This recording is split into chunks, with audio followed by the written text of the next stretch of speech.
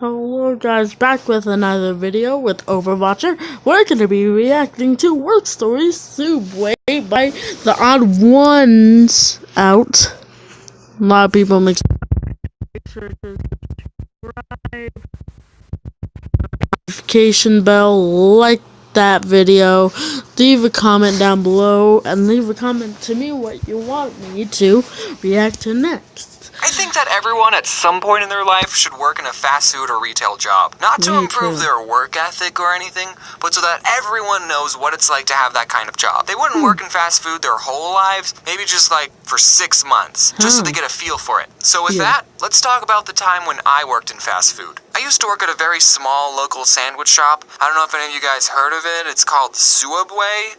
Our spokesperson was in the news recently. Yeah. I don't know if you guys look at the news. Did you hear he got beat up in jail? I kind of want to meet the person who beat up Jared more than Jared. Not in person. We wouldn't meet in person, obviously. But, like, he would be behind bars, and I would just look at the guy who beat up my spokesperson. How many people get to say that they beat up a fast food icon who is also a pedophile? Only one, and it's that guy. Okay, but seriously, guys, working at Subway was probably one of the most easiest jobs out there. I don't know why I'm about to complain about it to you guys. We got free cookies. And you know the comic with the Subways in Hell? I was actually working at Subway when I made that comic. I just think it adds sort of a little bit of value to it. You see, the owners, who are husband and wife, can you believe it, of the Subway I worked at owned 2 stores. One of the Subway stores was in a Walmart on an Indian reservation, because we have those in Arizona, and the other Subway was the Subway I worked at. And since the Walmart store was always busy, the owners would spend 99% of their time at that store. So I didn't really have a boss most of the time. On the off chance the owners did show up, they would just pick up some food, and then they would make sure I was making sandwiches the right way. And every time I made a sandwich in front of them,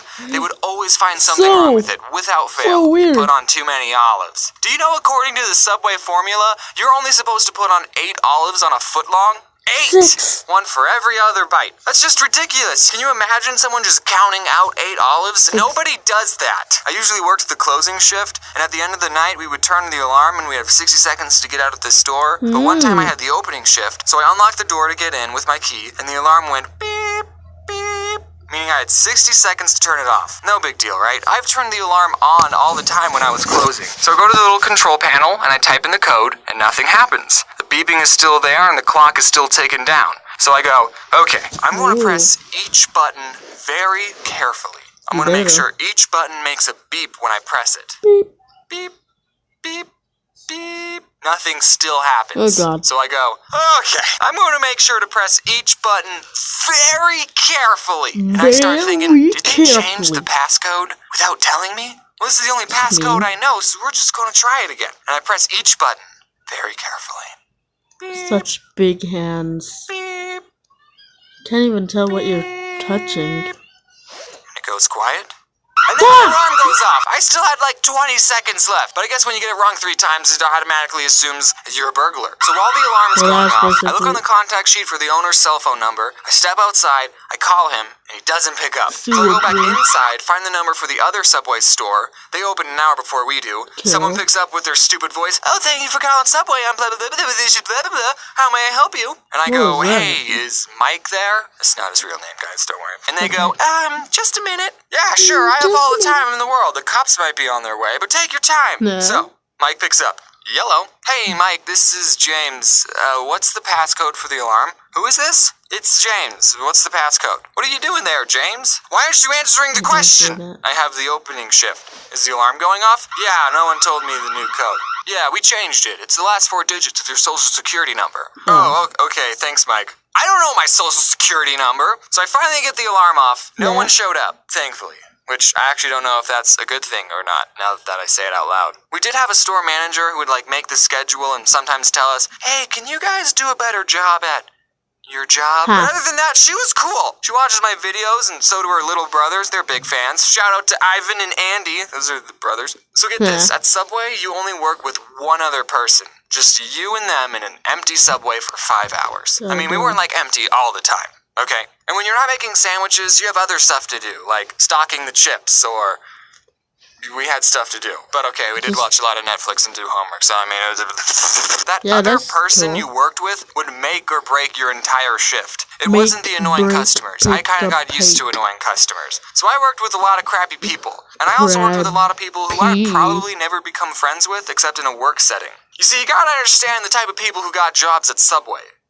Potheads. Most of them are potheads. And some of them are really cool. I'm just going to go over a couple of the characters that I worked with. There was Tyler. I freaking love this guy. He smoked a lot of weed. He actually taught me what vaping was, and he got me into Clash of Clans. I actually mentioned him and his girlfriend in my Riddles video. I don't know if I ever told him that. And of course, I have to mention Corey. He was cool. We watched How to Get Away with Murder on Netflix, and I've also hung out with him outside of work. What him and Tyler had in common is that they would actually do their job, which you gotta appreciate. Then there was this guy. Get this, who was also named Jared, and he was fat. I know, right? He's like Jared before. He loved Marble, and that's like the only thing he would talk about. I can say these things. He doesn't watch my videos. There was Sarah. She was cool. She made me a bread bowl. And her boyfriend, Jay, he talked about chakras and third eyes. He was interesting. And also, there's Anthony. He's cool. What's up, Anthony? For the 100,000 sprinkles video, I actually went back to Subway to use their scale because I knew they had one. And we counted 500 sprinkles again just to be more accurate for the 100,000. And Anthony helped me count instead of working. I mean, at least he got paid minimum wage for it. So 2 more stories before I go.